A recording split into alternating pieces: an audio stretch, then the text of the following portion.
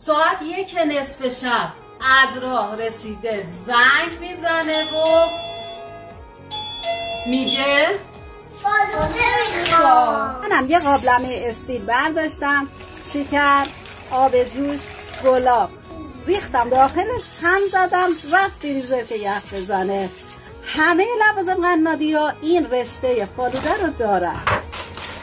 ریختم داخل آب جوش، 10 دقیقه یه ربعی به جوش کافیه. آب کشش کردم، ریختم داخل آب یخ 2-3 دقیقه هم داخل آب یخ بمونه. آب کش میکنیم، آبش که حسابی رفت و خوش شد میریزیم داخل مخلوط شکر و آب و گلابی که حسابی یخ زده، همش میزنیم. رشته های فالوده یخی و خوشمزه میشه. ببینین یکی از خوشمزه ترین فالوده هاست. تا اینجا اومدی حمایت فراموش